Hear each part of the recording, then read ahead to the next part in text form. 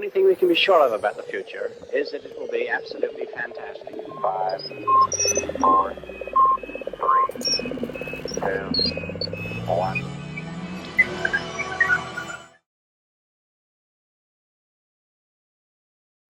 Professor John Eric Goff, a world-renowned sports physics researcher known for his work on World Cup soccer balls and Tour de France modeling, works with students at the University of Lynchburg to understand how the laws of physics may be applied to Krav Maga. Krav Maga is a self-defense and fighting system that also borrows from various other disciplines. Krav Maga combines realistic fight training and is known for its efficiency in real-world situations. Professor Goff's research uses the idea that we are all constrained by the laws of physics. According to his investigations, it's possible to apply some of the same physics principles that are used to understand atoms and the cosmos to the moves in Krav Maga. In his second book, Professor Goff connects the ideas behind advances in technique to evolution by natural selection. Professor Goff's book is free of equations and instead focuses on intuitive physics. Anyone can learn from his book, even those with a fear of math. The Physics of Krav Maga by John Eric Goff is available now. And it's my great honor to be speaking to John Eric Goff, who is the author of this wonderful new book called The Physics of Krav Maga. And we will get into what is Krav Maga and why are we talking about it on Into the Impossible. But let me first introduce John.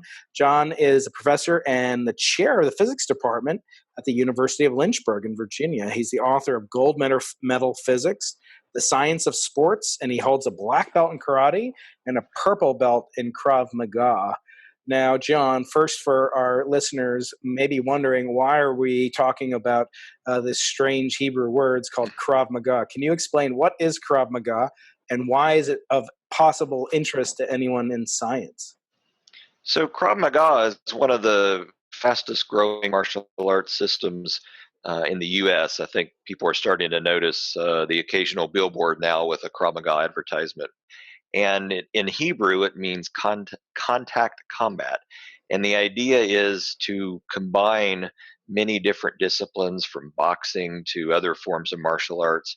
And the system developed in the 1930s by Lichtenfeld, who in Bratislava was trying to get some of these Jewish neighborhoods protected. There were some violence going on at the time, some anti-Jewish violence.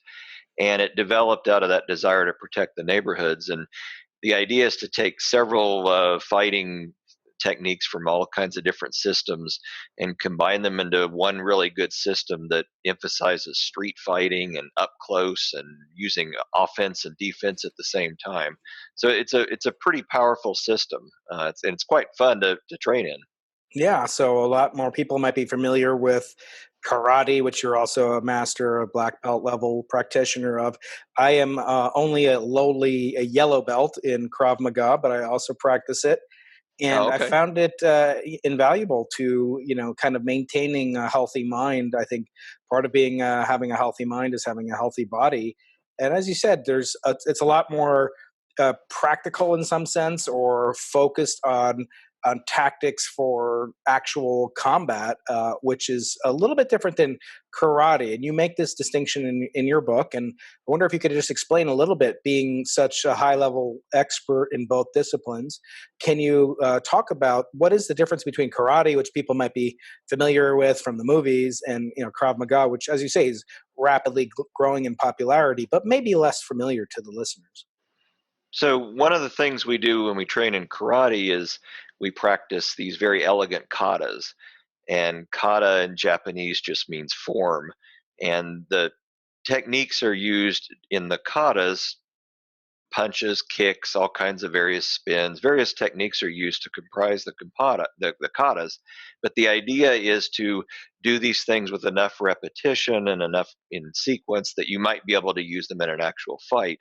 Krav Maga doesn't really have you doing a bunch of katas during your training. It's very up close. We train with knives, with guns, hostage situations, terrorist situations, all kinds of pretty scary stuff. And it might be considered a little bit more realistic, a little bit more real world. That's not in any way to disparage any other martial arts system or to take away from what they could possibly provide you in the form of self-defense. But I think the aim and the goal of Krav Maga is just hey, I've only got an hour or two a week to devote to going to class, and I want to start getting into the nitty gritty and learn some things that can really help defend myself if I ever have to use it. Now, this book, you talk about throwing yourself into your work. So you're depicted in the book in many different Oh yeah. scenarios where you are seemingly facing almost a mortal danger. In fact, there's one, I don't want to give a spoiler alert. It's not a typical narrative type book, but you do go into the very end and you talk about some principles that are extremely, are deadly serious. Actually, you talk about hostage Sure. situations. And this is showing your teacher. This is Mr. Abercrombie, and he is he's the owner and founder of what's the name of the studio in Lynchburg that you guys? Well, Clifton Abercrombie's my instructor. He's one incredible instructor. He's the I can't give him a loud enough shout out. His Warrior Success Academy is in Forest, Virginia. So anyone in Lynchburg, Forest area of Virginia would do themselves great help to go and at least take a sample class, see what it's like, and you're going to get hooked on Mr. Abercrombie. Yeah, and as I say, you really get into this to the practice and explain in physical techniques that really you make use of the laws of Newtonian mechanics. I mean, you don't need to know quantum field theory to understand this book. You actually don't even need to know any math or any beyond division, perhaps, and multiplication. And even there, it's so digestible and accessible. I think even somebody without even high school physics can understand it. Certainly, the members in the studio I train at Krav Maga do the style of Krav Maga called Krav Maga Worldwide, and have a shout out to my teacher, Mike Mahaligan, at the MMA Academy in San Diego. And he is also a master practitioner, many level black belt. And the thing that I always take away is how serious they take it, but they also make it fun, and and it's an enjoyable exercise. It doesn't have to be about deadly arts and saving your life, but it can. And that's what's so important for those of us with kids. I'm sure in your studio and Mr. Abercrombie's studio, they also have classes for children, and to avoid all these awful things we hear about. And at least at MMA Academy, there are classes for kids to avoid, escape, evade, etc. Some of the situations that unfortunately become modern reality. Well, my two wonderful daughters, Emily and Abby, got me interested in karate back in 2012, and that's when I first met my instructor. And a year later, he started these Krav Maga classes, and they were held at night, and they were only for adults. I think the idea was the karate classes gave more opportunity to learn some life skills. There would be a monthly skill on, for example, integrity, or building up your confidence, or respecting people, or honesty. These types of skills that would come out in the training as well as being talked about directly.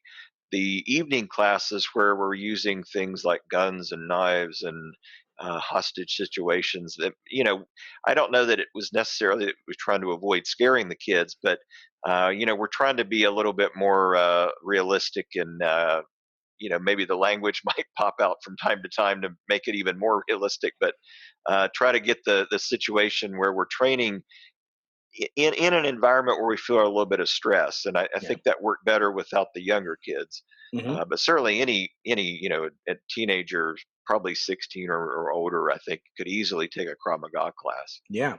It's we talk a lot about maintaining situational awareness. When you go from different regions, spaces at school, transitional spaces, into cars at the shopping center, nowadays most kids are even more kind of distracted by technology. We have our earphones on, we take off your shoes, and you're really not as focused on the situation, your surroundings. And I think just even taking the classes has made me much more aware. You go to a parking lot before you get out of the car, look around, assess your surroundings, don't put in your earphones.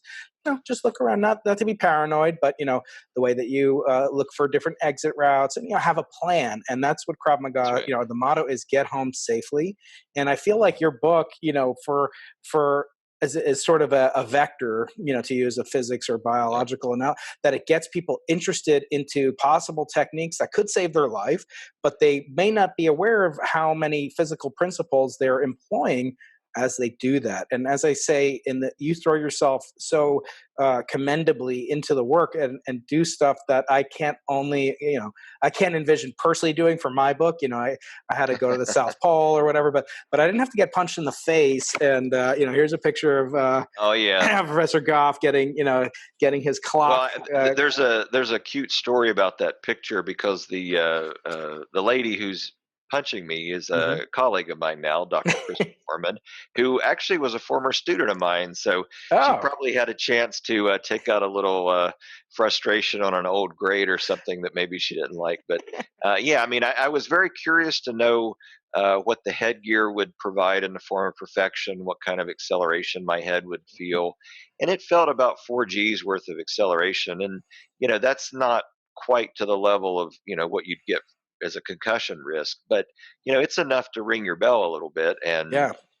and stun you. And I do want to pick up on something you'd said earlier about not having equations and things like that in the book. Even an instructor of Krav Maga is likely talking to students who, even if they're passionate about it a couple times a week, they've got jobs and other careers and families and this kind of thing.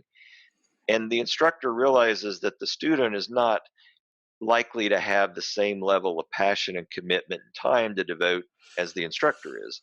And I mean, I feel the same way as a university teacher when my students are working on physics problems and that kind of thing, or doing research with me.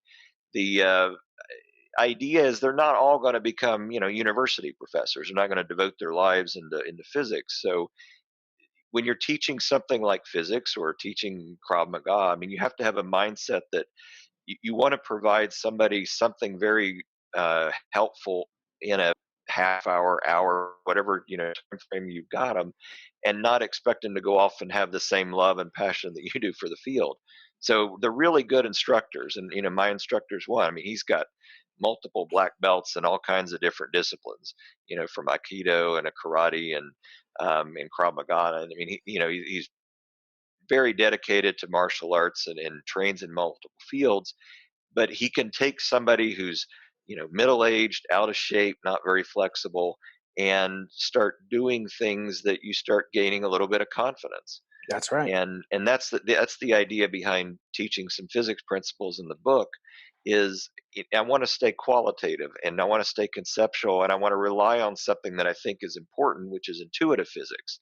Right. And even if somebody's never heard of a differential equation, or Newton's second law, or if you really want to get into the quantum mechanics and start talking about the Dirac equation and all kinds of interesting things that I love to play with, if they don't have any of that training or background, they're used to getting, at some point in their life, they've fallen down. I mean, they know what happens when their balance is disrupted. They know what happens when they spin around. They might get a little dizzy. They might get a little disoriented. So they already have a lot of intuition just growing up in an environment that humans have evolved in, and that's a powerful thing to use as a Yeah. starting point for teaching.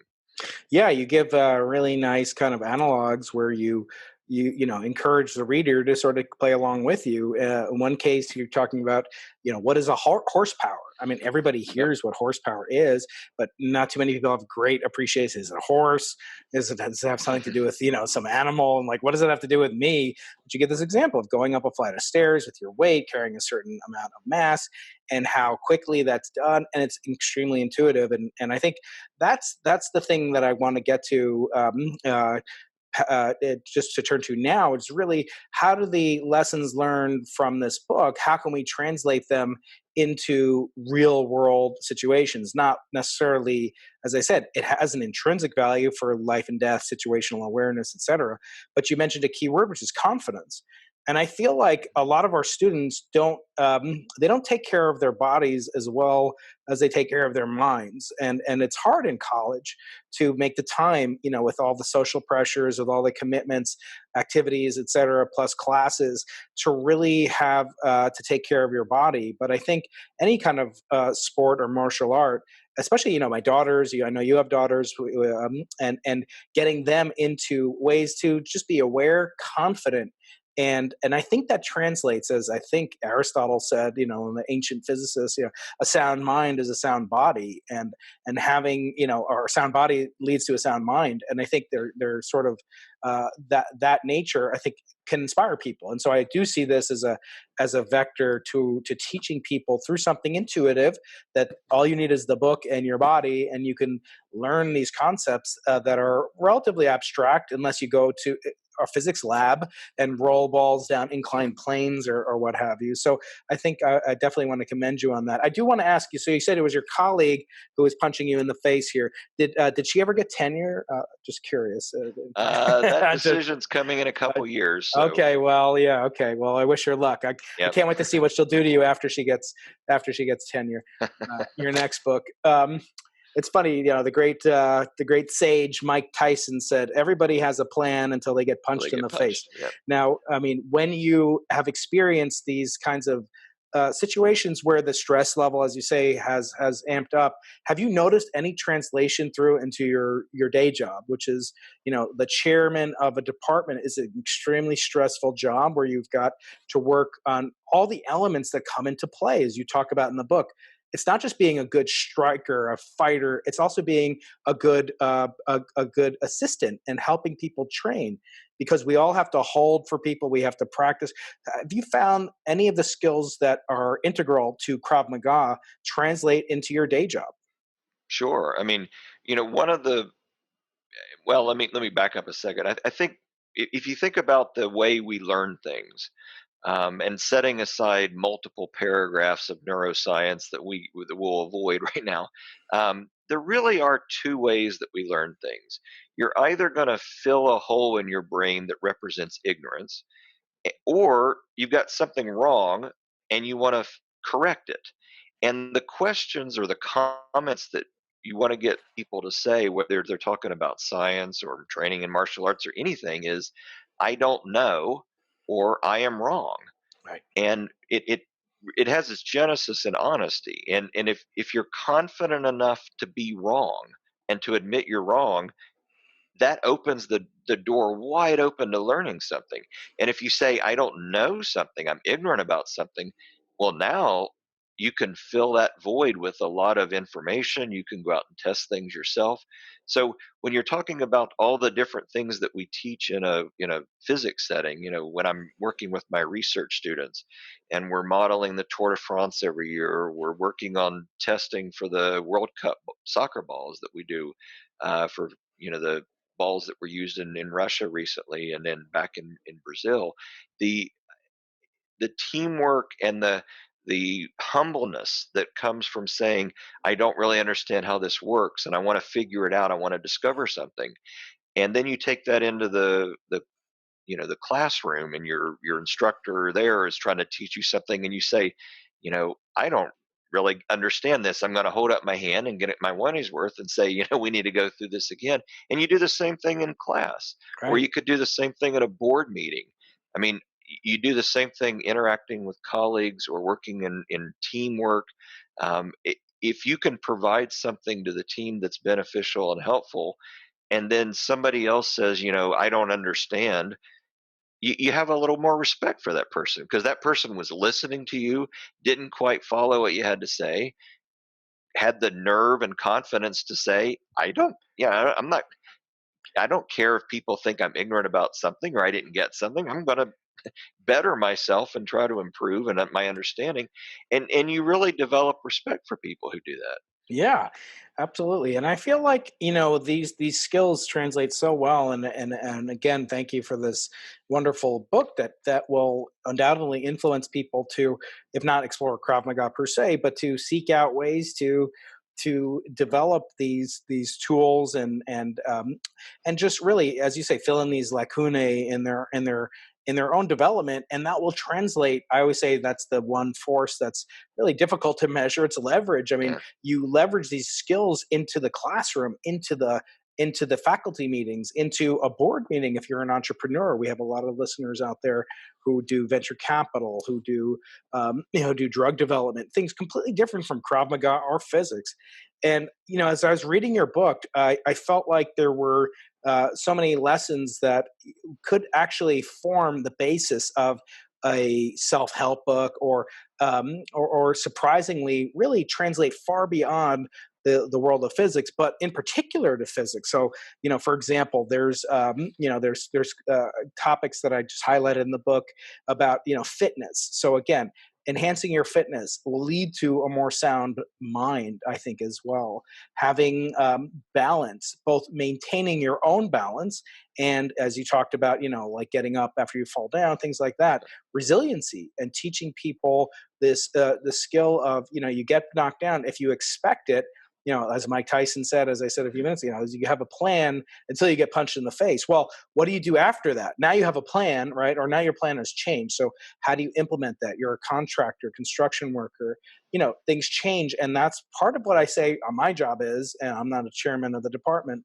I don't have that particular brand of masochism that I think it takes to be a chairman. But anyway, once we get into our jobs, I really feel like part of our job is being a fireman or a firewoman, putting out these fires and anticipating and kind of what's going to happen in the future. And I think one lesson that even though about most of the book is about Krav Maga per se, there are these lessons that can translate into students, in particular undergraduates, and including things like cooperation, which you wouldn't think, these guys, beating each other up, like, are they cooperating? Yes, they are, right? They're actually cooperating, aren't they? So, yeah, I mean, cooperation is definitely part of it. I mean, we grew up as predators, our species did, so our eyes are forward facing, and it's nice if you got someone to kind of look behind you and kind of have your back if you're ever in a bad situation. So definitely these skills that we're talking about in a Krav Maga class, where you're trying to problem solve. Someone's coming at you with a knife, or you're stuck between cars, or whatever it is. You've got a problem to solve, and you got to do it quickly. And if you are used to solving problems, whether it's in a business setting or in a physics setting, you're trained in tossing out superfluous information. I don't care that the car's pink. I mean, there are certain details you might have in your mind, but you start realizing, what I really care about is maybe that thing can block my attacker while I'm running away or something. You start strategizing your exit. You start thinking about, wow, this guy coming at me, he's pretty buffed, and he's got a knife sticking out of his pocket. I mean, my best defense might be to just run as fast as I can. And you start assessing things very quickly like that, and trying to fight that tendency that I think a lot of us would have, to freeze. Mm-hmm. Yeah, exactly. So I think it's so interesting to see what of these skills. Many skills are not transferable. Like I don't think if I had a decade of painting class practice, I'd ever be able to paint something beyond a stick figure. Although I did do this painting. Yeah, no, I didn't. No. But do you think these skills in particular, as we say, they translate? How hard or easy is it to learn a martial art like Krav Maga or karate? Certainly, it's something that can be taught. The question is, how does the typical process work, and how does it compare to teaching and learning physics? Well, in my Krav Maga class, I'm going to see students in there at various stages of their training. Some of them are going to be very new, haven't even put on a white belt yet. Mm-hmm. I'm going to see other ones who are advanced in they've been doing it for years. They're going to be much more fit. They're going to be people who are going to be overweight, including myself. If I let myself go for a couple months and don't get to class enough because I'm too busy researching or whatever. I mean, the thing is, there are all kinds of different body types and people with different levels of dedication, and they're all kind of jumping in at the deep into the pool, really. They're, even the person who's just starting out, maybe it's someone's first class. You don't start on page one of the manual. I mean, you're showing up and you're just doing whatever's being taught that day in class, and it might be gun defense, or it might be an attack with a knife or something. So the idea is to give somebody something, even if it's very tiny, that, hey, I accomplished something in the last 45 minutes. I, had an understanding of how, someone's finger can be hurt if I'm pulling the gun a certain way and trying to get out of someone having a gun to my head.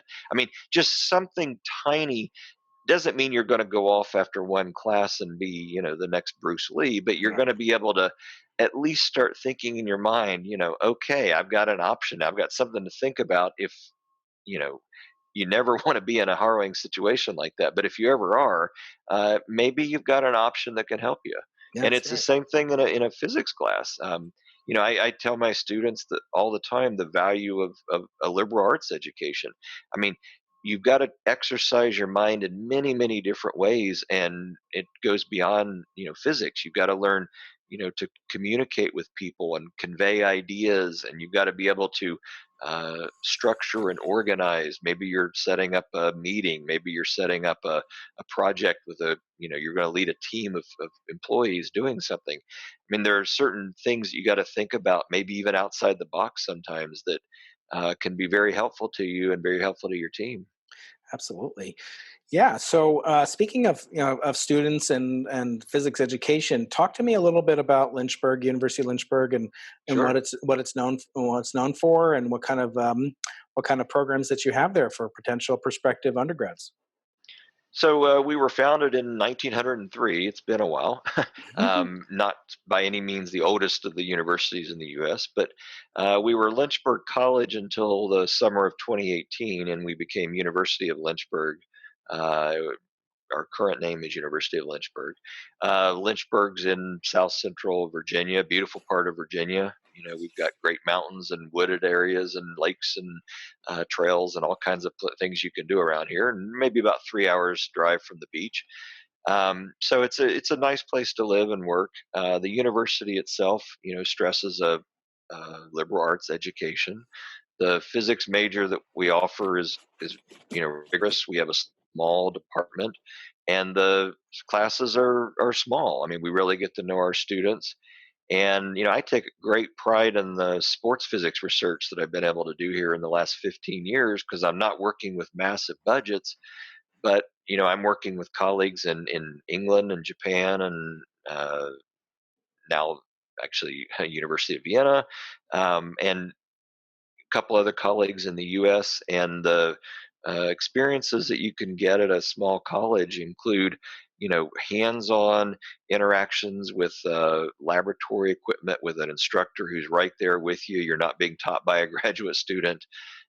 And my students who do research projects, they publish with me. I mean, I put their name first on the paper and get them out there, and really want them to leave University of Lynchburg well equipped for their futures. No, that's phenomenal. So you mentioned a little bit about sports physics. Can you talk a little bit about your previous book, which is a bestseller, called Gold Medal Physics: The Science of Sports? Sure. So that book, the genesis of that book was that I had published a paper modeling the Tour de France with a student, and we had a little bit of success with that paper. How long would it take you to bike the Tour de France? The world's most famous cycling race is more than 2,000 miles split over 21 stages. It includes fast, flat, sprints, and grueling mountain climbs. Every year, John Eric Goff and a team of his undergraduate students at the University of Lynchburg predict how fast the winning cyclist will complete each stage. They don't predict which cyclist will win, but they have developed an impressively accurate method to forecast the winning stage times. First, the team breaks each stage down into a sequence of inclined planes, creating a simplified computer model of the race's terrain. The team relies on published data for elite cyclists and inputs several physical factors into their model to calculate how fast their model cyclist will complete each stage. One of these factors is the power output of their model cyclist, who will be heavier, more aerodynamic in flat stages, and lighter, more enduring in mountain stages. Their model also accounts for rolling resistance, which is the friction between the bike's tires and the road, as well as the air resistance experienced by the cyclist and the bike. Their model is incredibly precise. In 2016, for example, Goff's team predicted the winning times of 4 stages to less than 1% error, and 14 stages to under 5% error. And I got a call one day from the publisher or the editor at Johns Hopkins University Press, and we started talking about this paper and essentially got offered a book deal.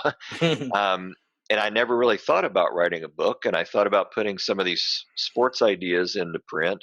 And I wanted to highlight some of the sporting events that I loved growing up. I mean, I was enthralled when Doug Flutie threw his Hail Mary to beat Miami in '84, and Yeah. always loved Greg Louganis. Who I always tell people that I'm on the cover of my first book, and the cover shows Greg Louganis going into a pool with abs that look like you could fire a bullet into it and it wouldn't even hurt him. But I'm on the back cover, of course. So I loved in '84 and '88 watching Louganis dive and Katarina Witt skating and stuff. So a lot of these events I decided to write about in the context of physics, and didn't hesitate from using some equations and some high school mathematics. I didn't go beyond algebra and trigonometry, but wanted to show people how they could take some fairly basic physics, do a little bit of mathematics, and come up with some interesting results.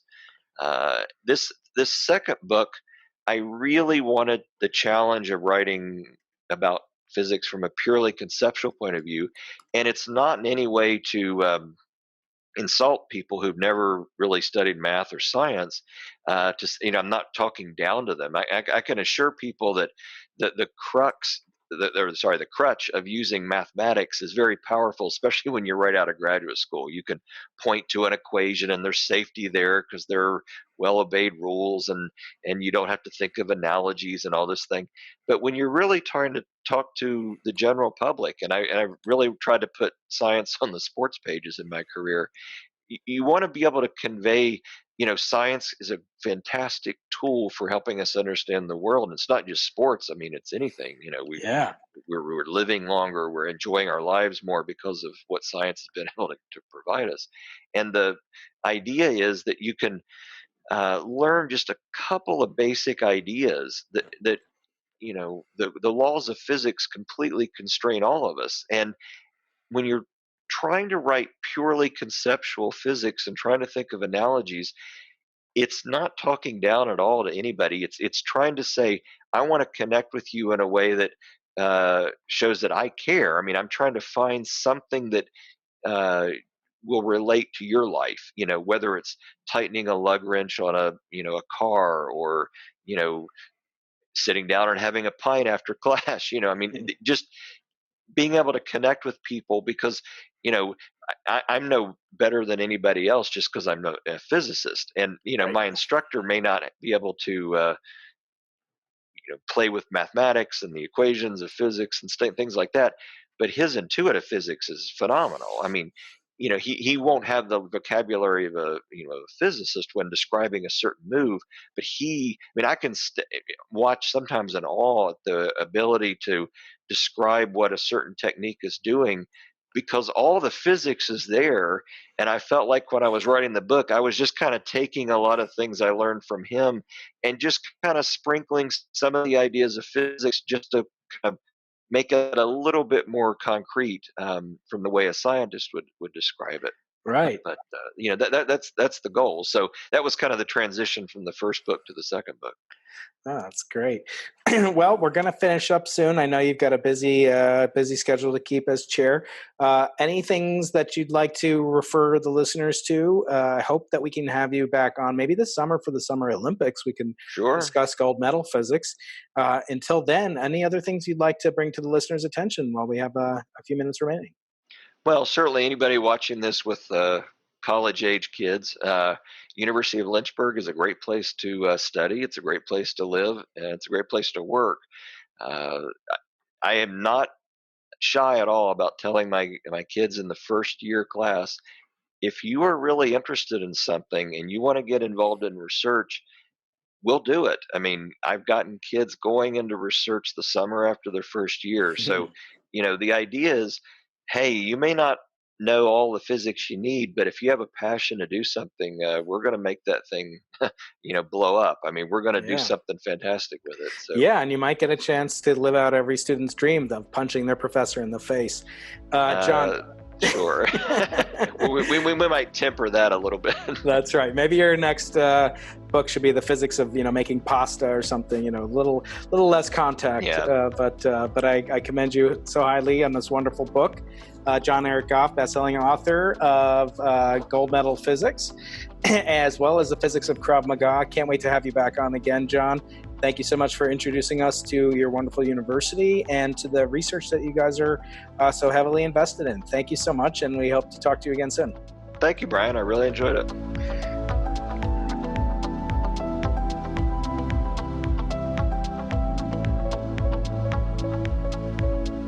The only thing we can be sure of about the future is that it will be absolutely fantastic. 5, 4, 3, 2, 1.